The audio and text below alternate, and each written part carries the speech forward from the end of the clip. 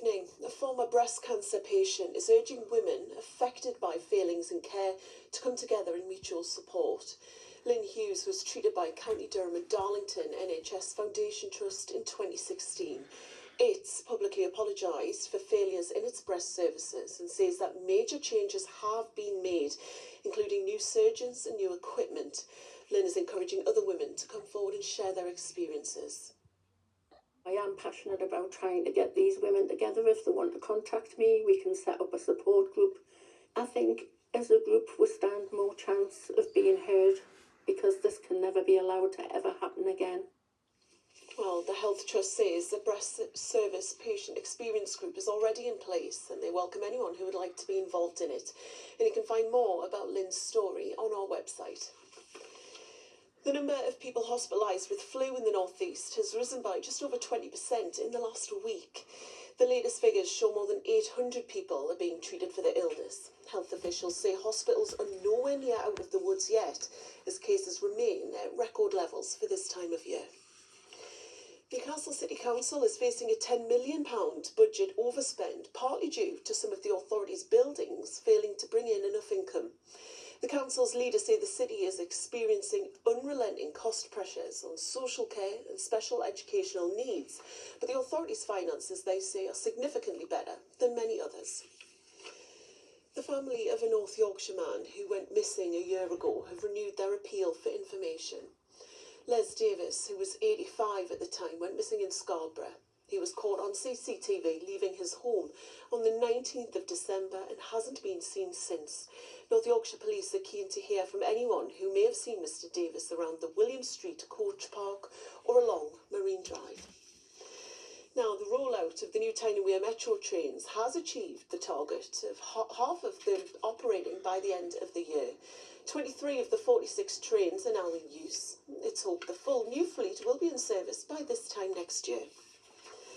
To sport, and Newcastle United boss Eddie Howe says his side needs to adapt to a growing injury list and a busy Christmas schedule. The Magpies host Chelsea at St James's Park in tomorrow lunchtime's kick-off, but a string of injuries means they're short of defenders. Howe is hopeful their backline will be in better shape in the coming weeks. It is. I think that's the disappointing thing. We don't have a huge number of injuries, but we just have them focused in one area, and I think that has stretched us. It's not ideal, the situation we're in right now, but hopefully a lot of those players aren't long-term. We can get them back, and of course we have the transfer window if we need it. Well, Sunderland, they're playing Brighton tomorrow. Their squad will be hit as 6 players leave for the Africa Cup of Nations. And while Newcastle and Sunderland would love Borough's winning form, Kim Hellberg, their boss, is looking to make it 5 wins from 5 in the Championship. Borough travelled to Bristol City, and in his press conference today, Hellberg spoke candidly about finding it tough being away from his family in Sweden, but says the support he's received from the club and the fans have got him through. From every game I felt so much energy, love, support from everyone, and that is the thing that makes it easier, I would say, because if I would go here and felt like, oh, what am I doing here, or why am I here, but I love being here, and I get so much support from everyone. I get so much support from the Middlesbrough supporters, the Sweden supporters of football. They are amazing in terms of supporting me. The players here are so good to me. Everyone around the staff is brilliant. Now, in cricket, play has got underway down under in Adelaide in the last few minutes, with Durham's Ben Stokes hoping to steer England away from a decisive Ashes defeat. Australia will go into day 4 with a lead of more than 350 runs and plenty of batting still to come. England trail the series 2-0, and another defeat would see Australia win the Ashes with 2 games still to play.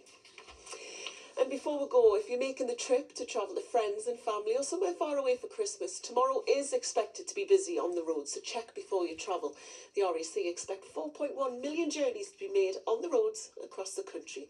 So be safe, and that's it from the newsroom very late on this evening. Do join us for another update at 5:20 tomorrow. Ross will take you through the weather, but since it's so late, good night. Visibility is clear today, both above and below the water.